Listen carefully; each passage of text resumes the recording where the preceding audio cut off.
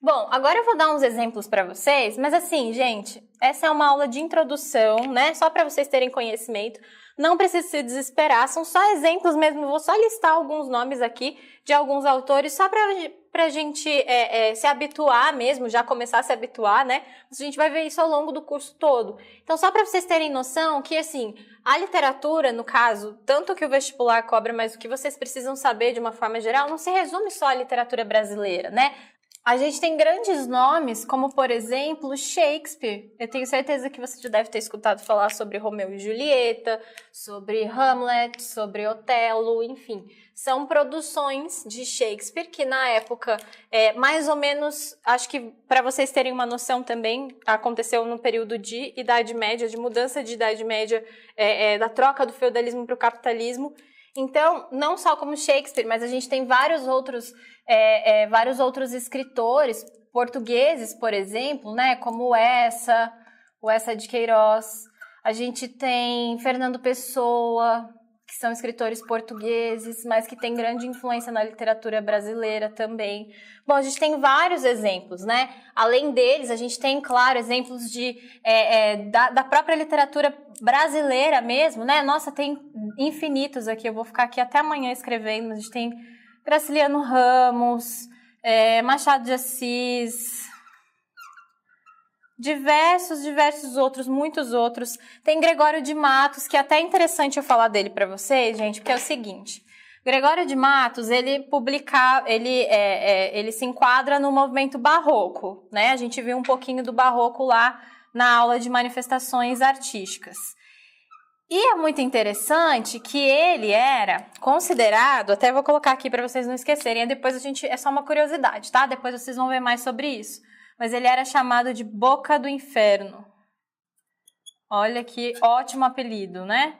Boca do Inferno. Por quê? Porque ele justamente era uma pessoa mais ácida, ele fazia críticas, ele disparava críticas para todos os aspectos ali da sociedade. Então, ao governo, né? As relações das pessoas, enfim, ele era muito crítico, então passaram a chamar ele de Boca do Inferno, ele ironizava muitas coisas. Então, só para vocês terem noção de como isso influenciava, né?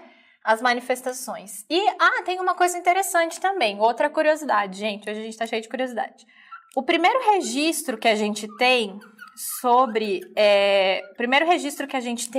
em solo brasileiro, né, de literatura, é aquela carta feita pelo Pero Vaz de Caminha, até escrevi aqui, faltou um D, né, Pero Vaz de Caminha.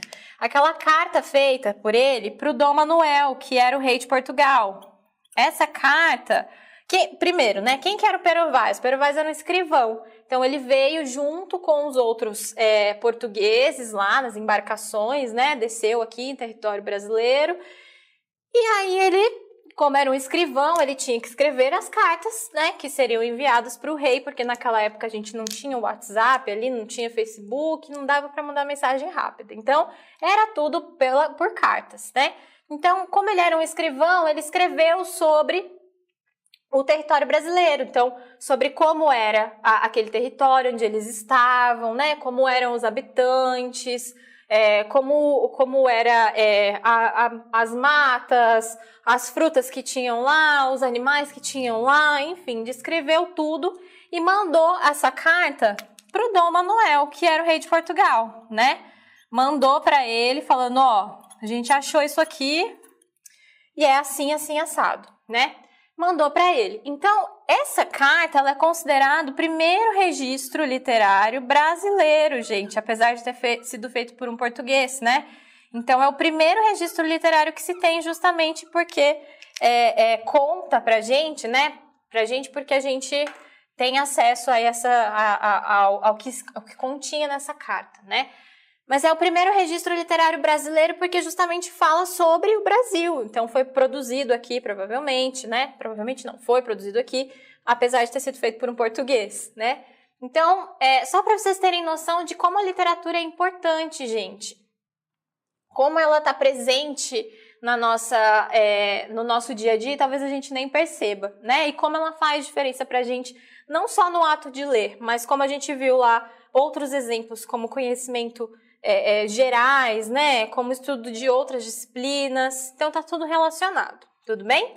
Então, essa foi uma aula de introdução, mais para vocês terem noção do que é a literatura e do que a gente vai estudar também ao longo do curso. E eu espero que vocês continuem comigo. Eu tentei vender a literatura para vocês. Espero que tenha dado certo. E até a próxima aula!